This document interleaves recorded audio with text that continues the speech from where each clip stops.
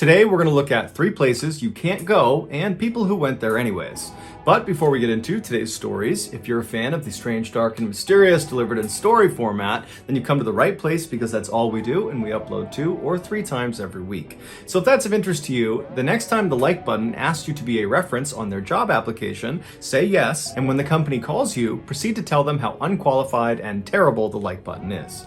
Also, please subscribe to our channel and turn on all notifications so you don't miss any of our weekly uploads. All right, let's get into today's stories.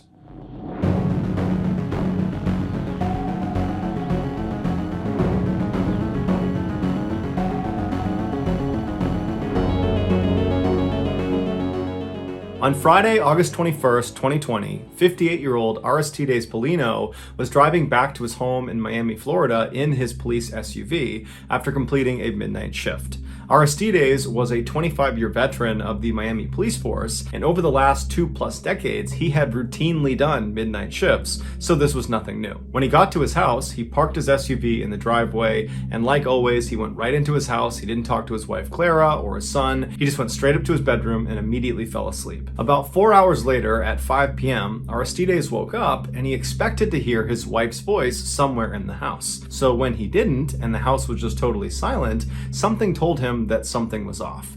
So he climbed out of bed, he put on his clothes, and he went downstairs to look for his wife. When he got down to the living room, he saw his son sitting on the couch, but he didn't see his wife. And so he asked his son, hey, have you seen your mom? And he would say, no, I haven't seen her. But sensing on his dad's face that something was wrong, he said, hey, I'll help you look for mom. And so the 2 men began searching the house, yelling out for Clara, and Aristides began calling his wife, but she wasn't picking up. And after several minutes, the 2 men reconvened in the living room, and they started going over whether or not she had told them about some appointment that day, and that would explain why she wasn't in the house. But after talking about it, they decided that she didn't have any appointments and she should be home right now. And so the men decided, maybe she went outside and she's talking to a neighbor, or, she went for a walk and she's talking to somebody on the road. And so they decided they would go outside and search the outside of the property. When they got outside, Aristides went towards the back of the property and his son went towards the front, down towards the driveway. And so as Aristides is making his way around the back of the property, he hears his son scream out for help. Aristides comes running back around the property and he sees his son standing in the driveway with the door of his police SUV wide open. 4 hours earlier, after Aristides came home, he parked his police SUV right in the driveway like he always did, and for some reason he left the car unlocked. And so he goes in the house and he falls asleep. And while he was sleeping, Clara, who was home, she exited the house and walked down the driveway to his SUV. She opened up the door and went inside. It's believed she was looking for something, although we don't know what she was looking for.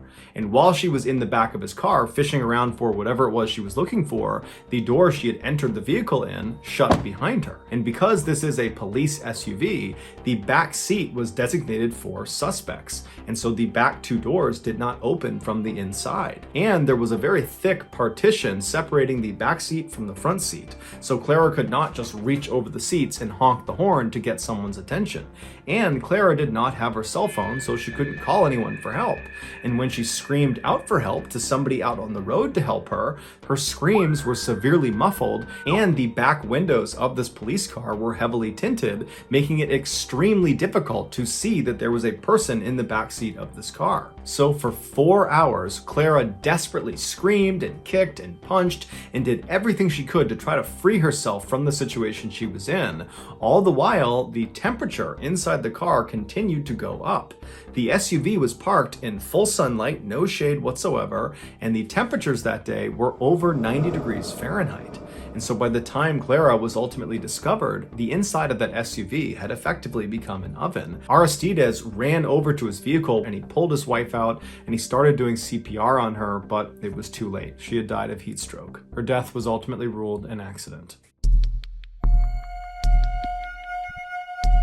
On May 22nd, 2021, a father and his young son were out for a walk in their small suburban town just outside of Barcelona, Spain. When they reached their downtown, they were going to turn around and walk back home, but the boy pleaded with his father to make a quick stop at the old theater. The reason the boy and many other kids in the town loved going to this old theater was because out front of it was this huge papier-mâché statue of a dinosaur, a stegosaurus to be exact. And so after a little bit of convincing, the father finally agrees and they start heading in that direction. direction. After they turned the corner and could actually see the dinosaur statue, the boy took off running while the father just stayed back and walked leisurely, watching his son the whole time. And as he's watching his son, he can see he gets right up to the statue, and then the boy just kind of suddenly stops and stares at something on the bottom of the statue. And so the father notices his son has seen something peculiar enough to make him stop and stare, and so he yells to his son, "Hey, what do you see?" And the son just points at the back right leg of the statue. And so the father thinks this is really weird, so he jogs up to his son and he crouches down right next to him and looks in the direction his son is pointing. And at first, the father believes all his son is pointing at is this fairly obvious crack on the outside of the statue on the back right leg. And he's thinking his son has just noticed that the statue is kind of falling apart. But as he's looking at this crack that his son is pointing at, he realized his son was not pointing at the crack. He was pointing at what was behind the crack, what was inside the dinosaur statue. And when the father realized what he was looking at, he grabbed his son, stood up, and ran in the other direction and called emergency services. A few minutes later, the police and fire department show up in front of this old theater. They get out and they go up to the statue and they confirm what's inside this back right leg. Afterwards, they go to their trucks and they get out chainsaws. Eventually, they were able to carve a big enough square on this back right leg that they were able to remove the thing that the father and the son had seen originally, and that was a dead man's body. Not much is known about this dead man, except that he was a 39-year-old man who his family had reported missing a couple of days before he was actually found. While we don't know this for sure, it's believed he decided to crawl inside the statue when he realized the belly of the dinosaur was movable. Now, it's not entirely clear how he figured that out. Either the belly was already moved and he saw the opening and so saw the opportunity to crawl inside for some reason, or he was poking and prodding at the statue and discovered the belly was movable, moved it aside, and then again seized the opportunity and crawled inside. But either way, the man crawled inside the statue, and then once he was in the dinosaur, his phone slipped out of his hand or slipped out of his pocket, and then instead of falling out of the dinosaur onto the ground, it fell inside the dinosaur and slid down the inside of the statue until it fell into the bottom of the bottom right-hand leg. And so the man decides to go after his phone, and so on his belly, he slides over to the back right leg, and then he begins lowering himself head first into the leg, reaching for his phone. And so as he's kind of slowly lowering himself down, using his legs to pin himself inside the statue, he gets closer and closer, and he's almost about to grab his phone when his feet lose their grip, and he slips and falls headfirst all the way to the bottom of this back right leg. The space he was in was so tight, he was not able to turn himself around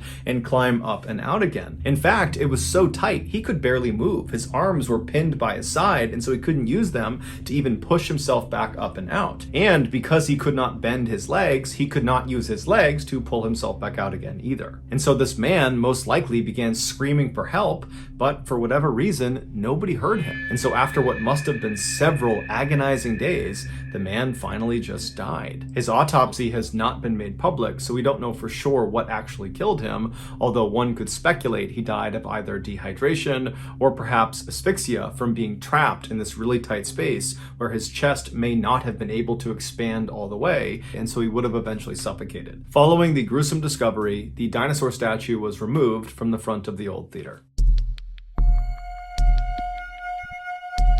In the early 1980s, John Harder was the classic, athletic, popular kid at his high school in Delaware, Ohio, which is a relatively small town just outside of the state's capital. But unlike most stereotypes that paint high school jocks as being these total jerks that bully people and they're kind of stupid, John was none of those things. He was incredibly friendly and very warm-hearted and seemed to get along with everyone. John also was known for having a great sense of humor. In particular, he liked to play these kind of harmless pranks that would make people smile, like the time he very enthusiastically joined the cheerleaders during a high school pep rally, despite not actually being a cheerleader himself. John was set to graduate from high school on June 5th, 1983, and his plan was to study accounting at Kent State University the following year.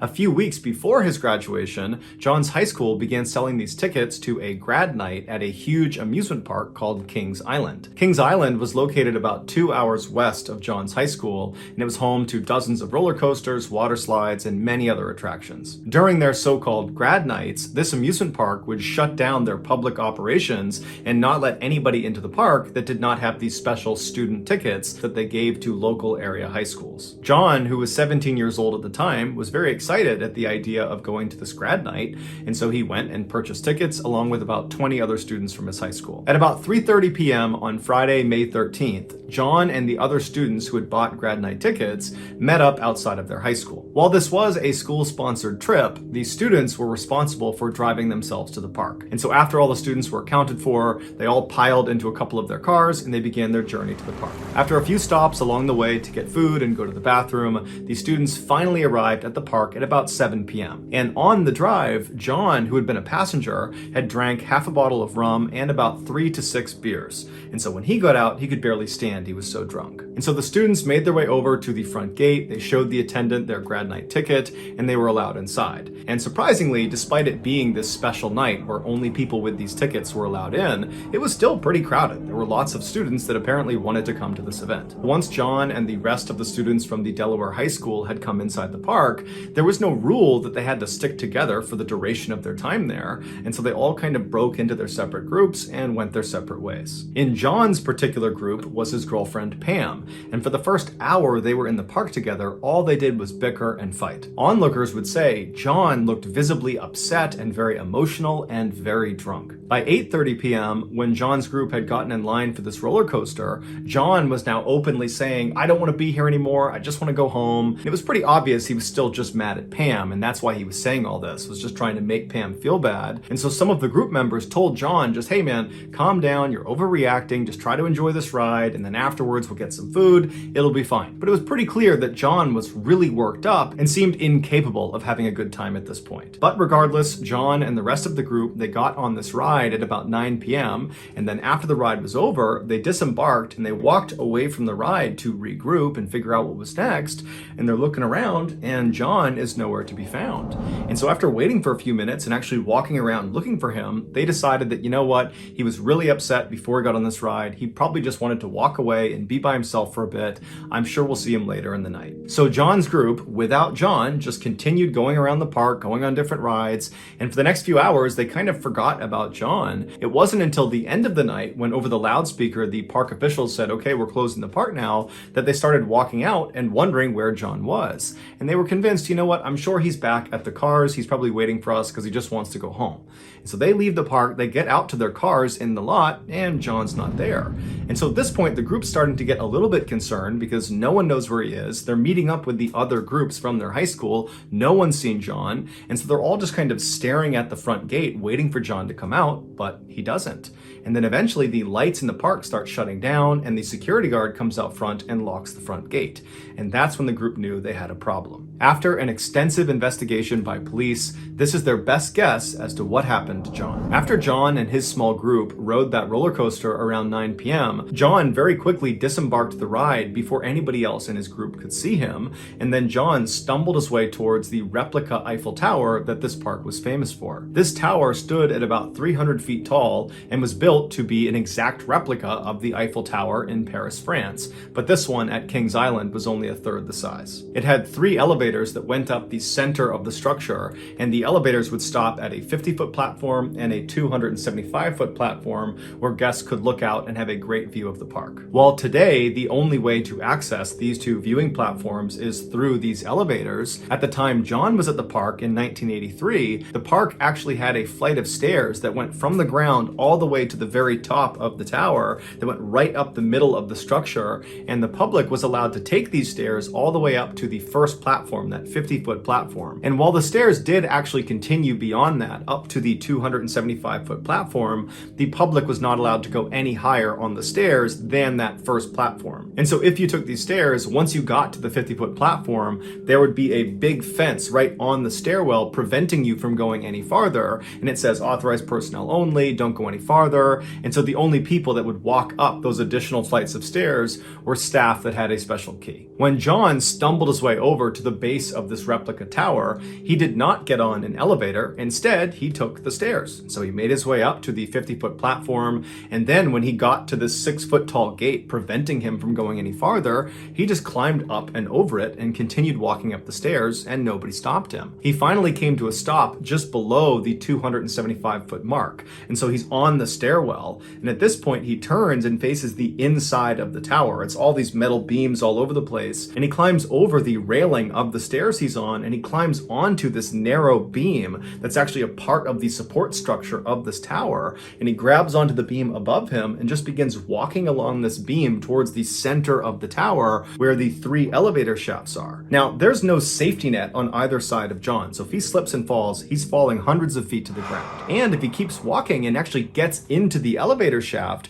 there's nothing protecting him from being struck by one of the elevators, because the people who built this tower were not thinking about people walking on these exposed beams hundreds of feet up into the air. This is a totally dangerous and unauthorized area. But John just continues shimmying across this beam until he does get to the middle of the tower, and now he's literally standing looking down into the elevator shafts. And as he's most likely looking around, admiring where he was, one of the elevator cars below him began to start moving. To understand what happens next, you need to have a rudimentary understanding of how this elevator worked. A large metal rope was attached to the top of the elevator car, and from there it was thread up the elevator shaft all the way to the top, where it was fed through a pulley that was anchored to the ceiling, and then that rope was fed right back down the shaft to the bottom, where it was attached to a counterweight. A counterweight is just a large heavy weight that's designed to balance this elevator car on this pulley system. Without the weight, the elevator car would just slip off of that pulley. And so anytime the elevator car moved up, the counterweight would move down, and vice versa, making sure that car was always balanced. And so John is standing right on the edge of this elevator shaft,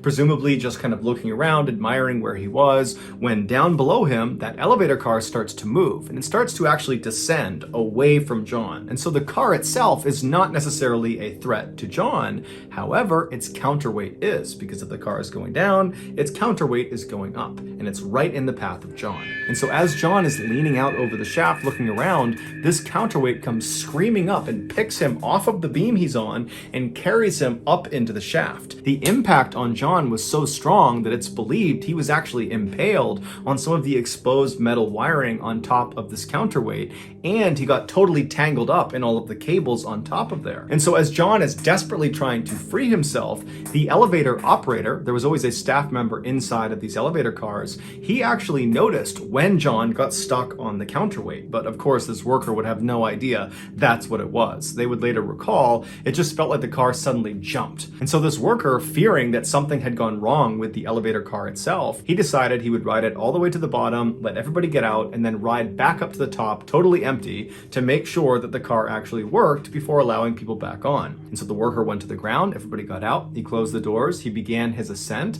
He got to that first platform at 50 feet, no issues. He got about 10 feet above that first platform, so at about 60 feet, when all of a sudden he hears an unbelievably loud thud on the roof of his elevator car, causing his car to immediately come to a stop. And then blood began pouring over the sides of the car over the windows. After getting stuck on the counterweight, John probably did everything he could to try to free himself, but he just couldn't do it. However, when that elevator worker decided to go back up again to test the capacity of the elevator car, it reversed the direction of the counterweight that John was stuck on. And so as that car was going up, John began going down, and it was on this descent that parts of John's body must have been dangling off of this counterweight, and they must have struck one of the beams as he was going down, and that beam effectively pried him off of whatever he was stuck on and threw him over the edge into the center of the shaft. And so John would fall 200 feet and he would land on top of that elevator car, dying instantly. The park was very quick to block off the ride and the whole scene and got police involved very quickly. So only a very small number of guests and employees were aware an accident had even happened, and very few of them were aware that it had been a fatal accident. As for the police, they knew they had a dead body, but they had no way to identify the body. There was no ID cards on John, and so they had no way to let his friends know that were in the park or to tell his family. And so it wasn't until that night when John's friends are out in the parking lot waiting for John to come out again that they got really worried, and they went up and spoke to a security guard at the front of the park. And that security guard, after hearing their story, would tell them that actually there had been an accident in the park and there was a body, and the police are still trying to identify this body. And so maybe you guys want to go over to the hospital and see if it's your friend. And so sure enough, the friends went to the hospital and they would confirm that the body was John Harder. To this day, no one knows for sure why John did what he did. Some say he was just drunk and it was a dumb decision that led to his death. Others say he was suicidal, but many of the people that were close to him say, no way, he was not suicidal. And other people say, John, he loved attention, and so perhaps this was a dangerous stunt gone too far. But regardless of his reasons, John had clearly intentionally entered an area that was off limits, and it got him killed. So that's going to do it, guys. If you found the secret in today's episode, let us know in the comment section what it is and where you found it, so give us the timestamp, and if you're the first to do that, we'll pin you at the top of the comment section. If you got something out of today's episode and you haven't done this already, then next time the like button asks you to be a reference on their job application, say yes, and then when their company calls you, proceed to tell them how unqualified and terrible the like button is. Also, please subscribe to our channel and turn on all notifications so you don't miss any of our weekly 2 or 3 video uploads. We are now selling merchandise like flannels, hats, mugs, stickers, a whole bunch of stuff. If you want to buy official MrBallen merch, go to shopmrballen.com. Also follow our shop's Instagram page. The username is shopmrballen. There you will find all upcoming promotions and deals. If you want to get in touch with me, you can direct message me on Instagram or on Twitter. My username for both platforms is the same. It's johnballen416. I also have a ton of content over on TikTok where my username is MrBallen. We also have a second YouTube channel called MrBallen Shorts where we post random short videos and lost episodes. If you have a story suggestion, please submit it to our subreddit just called MrBallen. It's linked in the description below. So whether I see you on Twitter, Instagram, TikTok, Reddit, YouTube, or some combination, just know that I really appreciate your support, and until next time, that's going to do it. See ya.